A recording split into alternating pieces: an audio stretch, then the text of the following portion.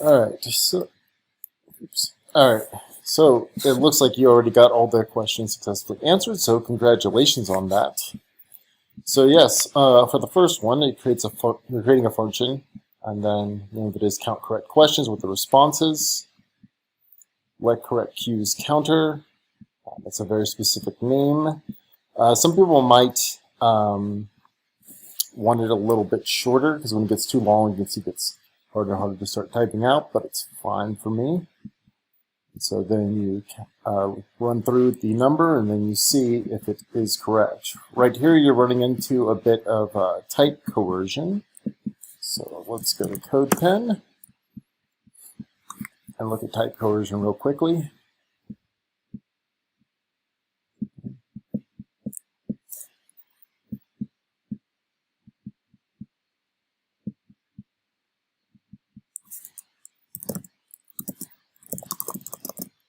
All right, so we're creating an array, and then if we run boolean sumr.length, that's going to return the value of 0, and JavaScript treats 0 as false.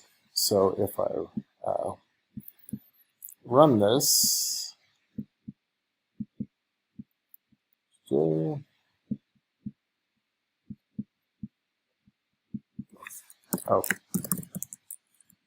you actually have to console.log it out before it'll log it. So it's correct now. There we go. It's false. So that's what's going on. But if I were to sumr.push,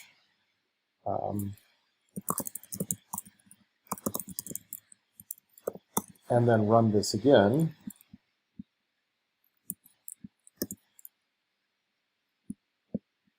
it returns false then true.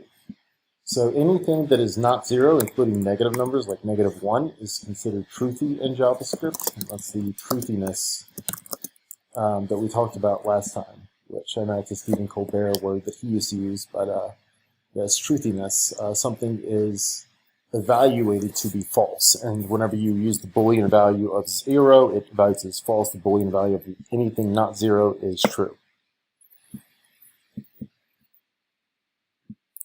Yeah. So it runs through that, and then if it's false, oh, and then the inverse is also true. So if I ask number of true, console.log it,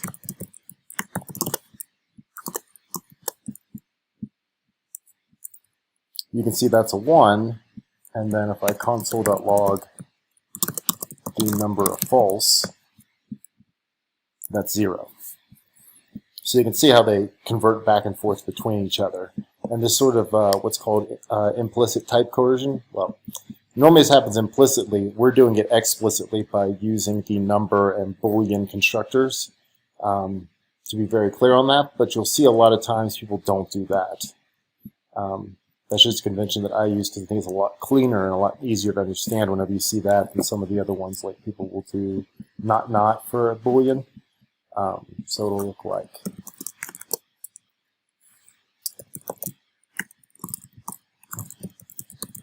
so not r.length, and what that does is it says convert the length into a Boolean and flip that value and then reflip the flipped value. That's why it's not rather than just one not. I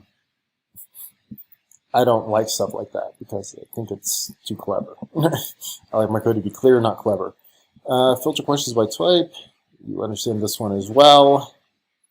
Here you're just running a check and seeing if the essay question is the question type, and then you push the response in there if it is. And you have that one well done. In order to save yourself a couple of lines of typing, and just to make it slightly more clear, you'll probably have people who will want you to do that. Question marks, semicolons in JavaScript only matter in a couple of places. JavaScript uses something called automatic semicolon insertion to figure out where to place things. Sometimes it gets it wrong, and it's in cases where it might get it wrong that you have to manually put them in yourself. But having them or not having them doesn't matter. Just the usual rule is just be consistent about which style you use. And now we're checking for plagiarism, and that's where if we find inside of the response a string, then we assume that the thing has been plagiarized. And if not, then we return false. That's all well and good. Whenever you get to some of the more advanced JavaScript, you're going to learn the functional programming patterns. And the functional programming patterns, you do not need to know this right now, so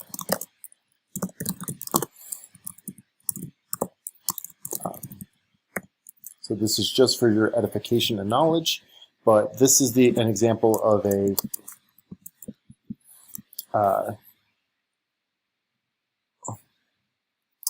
this is an example of one of those types of functions. I'm a little tired, so my brain isn't quite working right. But yeah, there's some, there's every. So some says if one of these things returns true, then the whole thing is true. The opposite of some is every. Every says if every single element matches this, then return true, otherwise return false. And you can see how much more terse this is. So if I run that, it should still pass all the tests. Or that includes is not a function. Oh, because now I got it backwards. r.response.includes. So that. There we go. And you can see that's a lot more terse. And even though I don't like code that's clever, I think that's a little easier to understand than the for loops are. So it says run through every single element and give me everything inside of it. And if one of it returns true, then the whole thing is true. So that would look like this. And then these the other versions of that. So the other one is reduce. Reduce is a little weirder. It's probably the most weird of the functional, as they're called, methods. So response, and this one's called reduce, and reduce takes two arguments, which is the current, the accumulated value and the current value.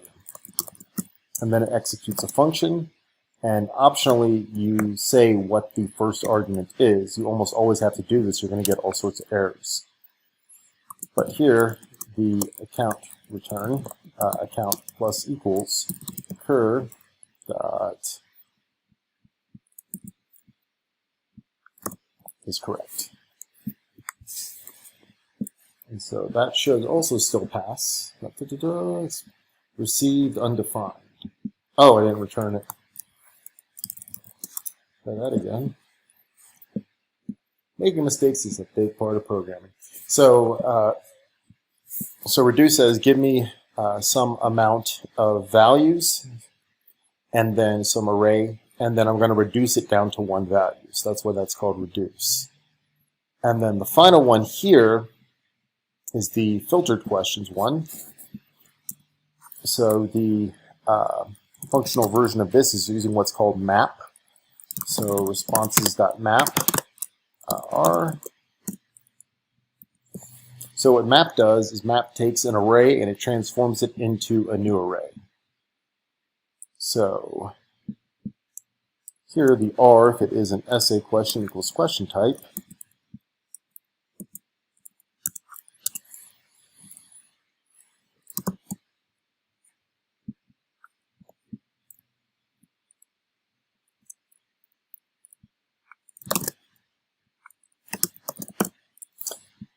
So like that, if the artist equals the question type, then we return the R, which is response. And we need to add one final one of these methods, and that's called filter. It may not be immediately clear why we need filter, but what filter does is it checks a list of values, and if it returns true, it adds it to the array. If it's false, it rejects it. So based upon some criterion, do you want to keep this value or do you want to throw it away? In fact, that could actually work even better than this one, but I wanted to show it because you could just do this as a filter and just say r.is question type, and I'll show that in a second. So shorter version to the left. Work brain, return responses.filter r, and then return r.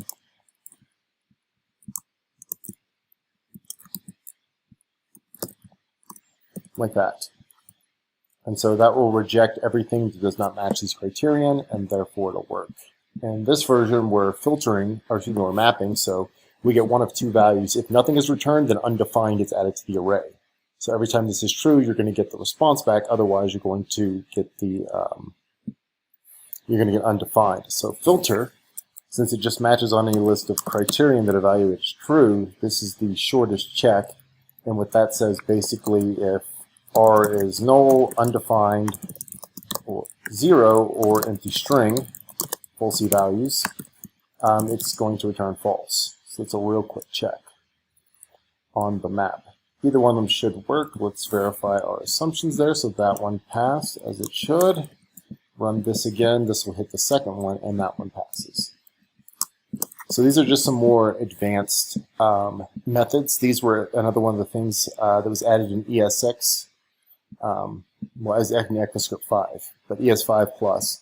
The for loop was sort of the old way of doing it. And there's one other one that still exists, and that's for each. For each works just like the for loops do, with one difference. It's just shorter. But so every one of these R's is going to be a response, and then you also can optionally ask for the index.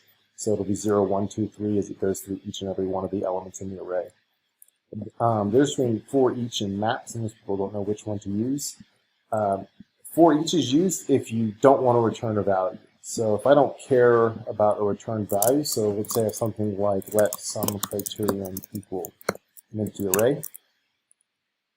And if R equals some criterion,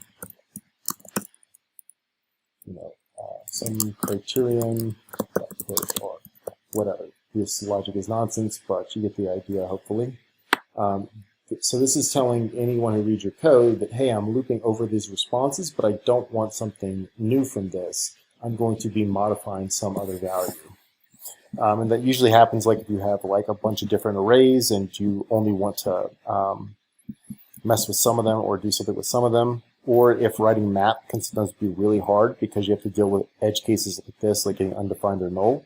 So for each might be an easier option because you can pack the filter and the loop in one place. So those are the functional programming methods that JavaScript now has. So if you hear that term or if you see them, which I'm absolutely certain they will pop up sooner or later, that's how you do them. And that's what they are. You don't need to memorize this or anything, but this is just some good to know information. So hopefully that explains what's happening inside of here. And if it doesn't, let me know next time we meet up, and I will go over in more detail. All right, have a good weekend. Bye.